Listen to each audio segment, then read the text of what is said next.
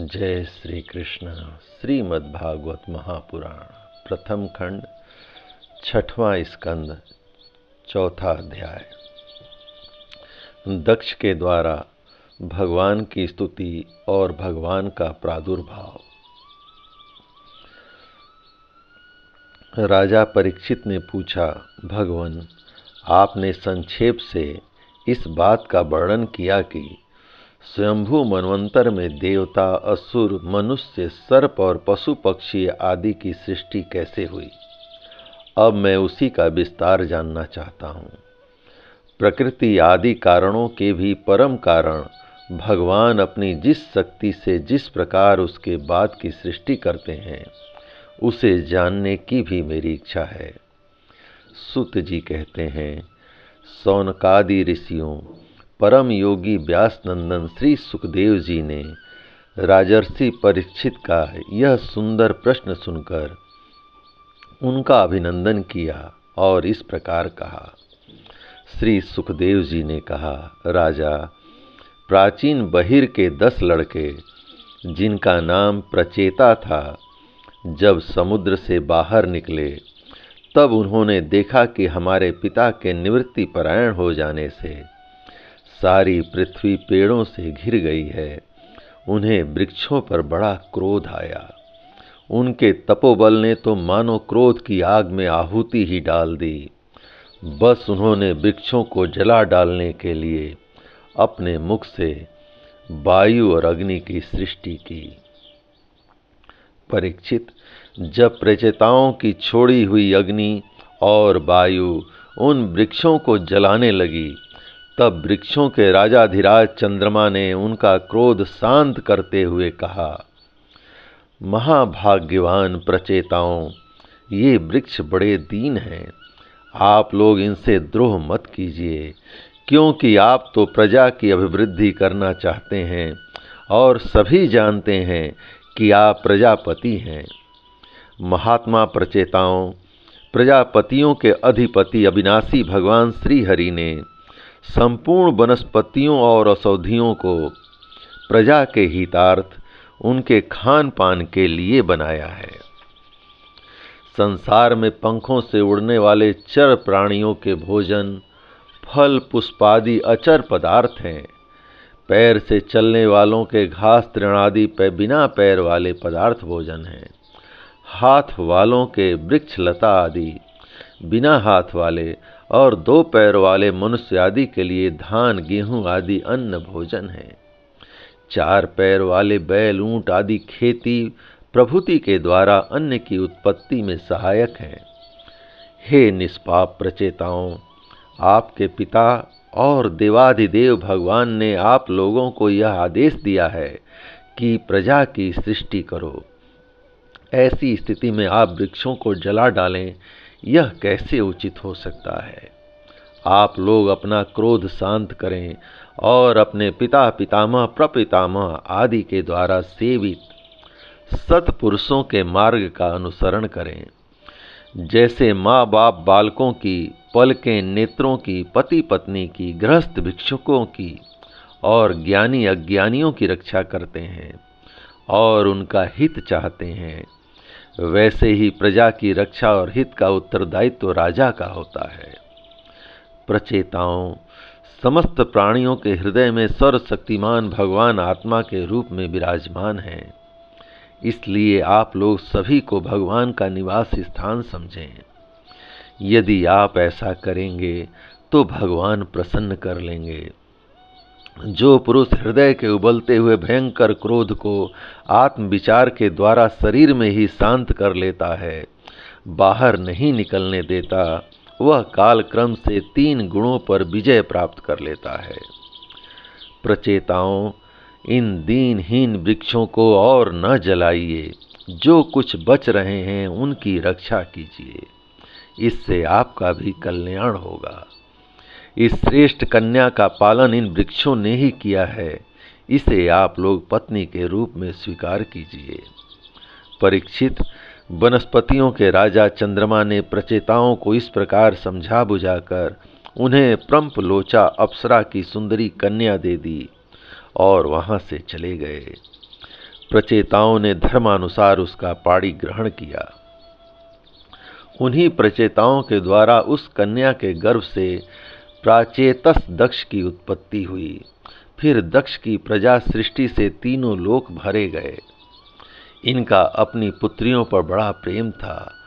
इन्होंने जिस प्रकार अपने संकल्प और वीर्य से विविध प्राणियों की सृष्टि की, वह मैं सुनाता हूँ, तुम सावधान होकर सुनो। परीक्षित, पहले प्रजापति दक्ष ने जल, थल और आकाश में रहने वाले देवता, असुर एवं मनुष्य आदि प्रजा की सृष्टि अपने संकल्प से ही की। जब उन्होंने देखा कि यह सृष्टि बढ़ नहीं रही है, तब उन्होंने विंध्याचल के निकटवर्ती पर्वतों पर जाकर बड़ी घोर तपस्या की। वहाँ एक अत्यंत श्रेष्ठ तीर्थ है, उसका नाम अघर्मणसण है। वह सारे पापों को धो बहाता है। प्रजापति दक्ष उस तीर्थ में त्रिकाल स्नान करते और तपस्या के द्वारा भगवान की आराधना करते। प्रजापति दक्ष ने इंद्रियातीत भगवान की हंस गुह नामक स्रोत से स्तुति की। उसी से भगवान उन पर प्रसन्न हुए। मैं तुम्हें वह स्रोत सुनाता हूँ, सुनो। दक्ष प्रजापति की स्तुति। भगवान, आपकी अनुभूति, आपकी चित्त शक्ति अमोघ है। आप जीव और प्रकृति से परे, उनके नियंता और उन्हें सत्ता स्फूर्ति देने वाले हैं।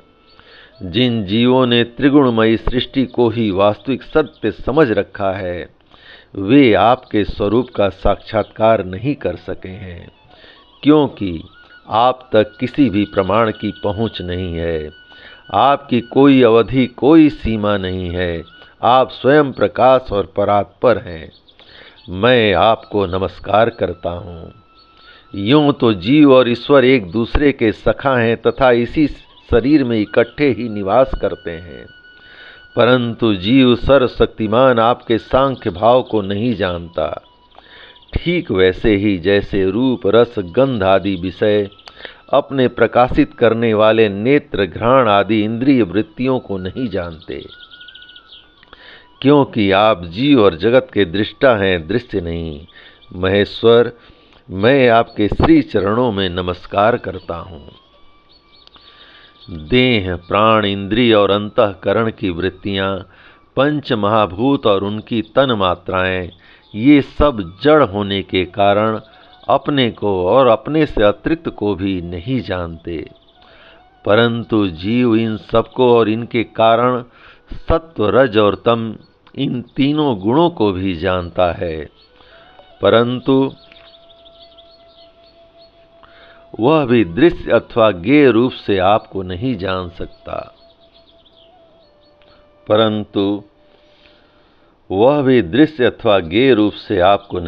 सकता। क्योंकि आप ही सबके ज्ञाता और अनंत हैं।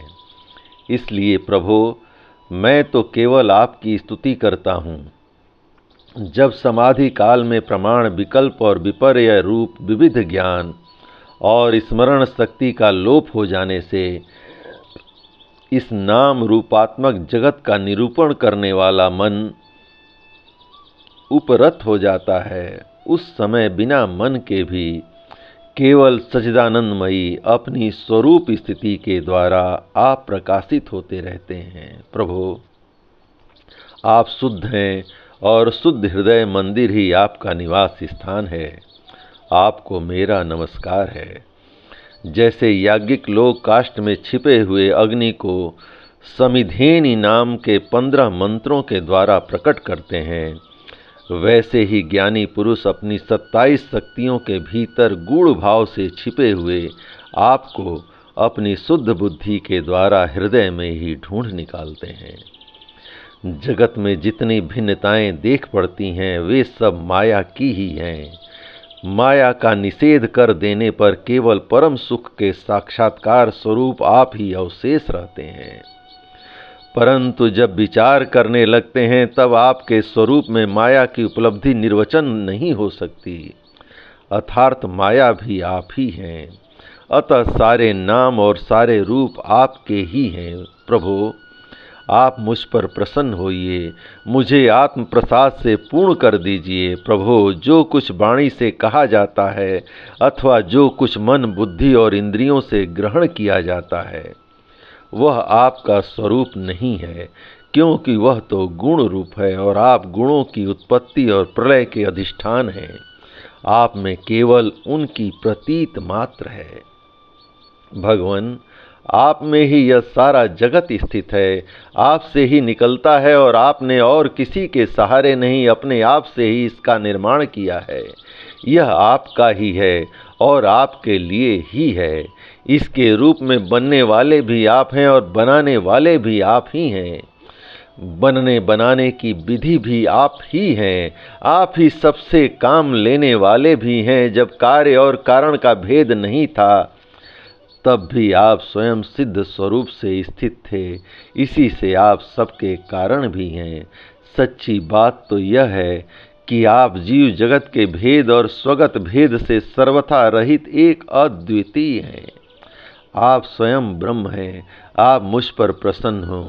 प्रभो, आपकी ही शक्तियाँ वादी प्रतिवादियों के विवाद और संवाद का विषय होती हैं और उन्हें बार बार मोह में डाल दिया करती हैं।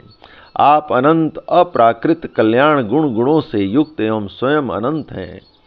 मैं आपको नमस्कार करता हूँ। भगवान, उपासक लोग कहते हैं कि हमारे प्रभु हस्त पादादि से युक्त साकार विग्रह हैं और सांख्यवादी कहते हैं कि भगवान हस्त पादादि विग्रह से रहित निराकार हैं। यद्यपि इस प्रकार वे एक ही वस्तु के दो परस्पर विरोधी धर्मों का वर्णन करते हैं, परंतु फिर भी उसमें विरोध नहीं है, क्योंकि दोनों एक ही परम वस्तु में स्थित हैं। बिना आधार के हाथ पैर आदि का होना संभव नहीं और निषेध की भी कोई न कोई अवधि होनी ही चाहिए। आप वही आधार और निषेध की अवधि हैं। इसलिए आप साकार निराकार दोनों से ही अविरुद्ध सम परम ब्रह्म हैं। प्रभु, आप अनंत हैं। आपका न तो कोई प्राकृत नाम है और न कोई प्राकृत रूप। फिर भी जो आपके चरण कमलों का भजन करते हैं, उन पर अनुग्रह करने के लिए आप अनेक रूपों में प्रकट होकर अनेकों लीलाएं करते हैं तथा उन रूपों एवं लीलाओं के अनुसार अनेकों नाम धारण कर लेते हैं। परमात्मन, आप मुझ पर कृपा प्रसाद कीजिए। लोगों की उपासनाएं प्रायः साधारण कोटि की होती हैं, अतः आप सबके हृदय में रहकर उनकी भावना के अनुसार भिन्न भिन्न देवताओं के रूप में प्रतीत होते रहते हैं। ठीक वैसे ही जैसे हवा गंध का आश्रय लेकर सुगंधित प्रतीत होती है, परंतु वास्तव में सुगंधित नहीं होती, ऐसे सबकी भावनाओं का अनुसरण करने वाले प्रभु मेरी अभिलाषा पूर्ण करें। जय श्री कृष्ण। श्री सुखदेव जी आगे कहते हैं, परीक्षित, विंध्याचल के अघर्मर्षण तीर्थ में जब प्रजापति दक्ष ने इस प्रकार स्तुति की, तब भक्त वत्सल भगवान उनके सामने प्रकट हुए। उस समय भगवान गरुण के कंधों पर चरण रखे हुए थे। विशाल एवं हृष्ट पुष्ट 8 भुजाएं थीं। उनमें शंख चक्र गदा तलवार ढाल बाण धनुष पास धारण किए हुए थे। वर्षाकालीन मेघ के समान श्यामल शरीर पर पीतांबर फहरा रहा था। मुखमंडल प्रफुल्लित था। नेत्रों से प्रसाद की वर्षा हो रही थी। घुटनों तक बनमाला लटक रही थी। वक्ष स्थल पर सुनहरी रेखा श्री वत्स चिन्ह और गले में कौस्तुभ मणि जगमगा रही थी। बहुमूल्य किरीट, कंगन, मकराकृत कुंडल, करधनी, अंगूठी, कड़े, नुपुर और बाजूबंद अपने अपने स्थान पर सुशोभित थे। त्रिभुवनपति भगवान ने त्रिलोक के मोहिनी रूप धारण कर रखा था। नारद, नंद, सुनंद आदि पार्षद उनके चारों ओर खड़े थे। इंद्र आदि देवेश्वर गण स्तुति कर रहे थे तथा सिद्ध गंधर्व और चारण भगवान के गुणों का गान कर रहे थे। यह अत्यंत आश्चर्यमय और अलौकिक रूप देखकर दक्ष प्रजापति कुछ सहम गए। प्रजापति दक्ष ने आनंद से भरकर भगवान के चरणों पर साष्टांग प्रणाम किया। जैसे झरनों के जल से नदियां भर जाती हैं, वैसे ही परमानंद के उद्रेक से उनकी एक एक इंद्रिय भर गई और आनंद पर बस हो जाने के कारण वे कुछ भी बोल न सके। परीक्षित, प्रजापति दक्ष अत्यंत नम्रता से झुककर भगवान के सामने खड़े हो गए। भगवान सबके हृदय की बात जानते ही हैं। उन्होंने दक्ष प्रजापति की भक्ति और प्रजा वृद्धि की कामना देखकर उनसे यूं कहा, परम भाग्यवान दक्ष, अब तुम्हारी तपस्या सिद्ध हो गई, क्योंकि मुझ पर श्रद्धा करने से तुम्हारे हृदय में मेरे प्रति परम प्रेम भाव का उदय हो गया है।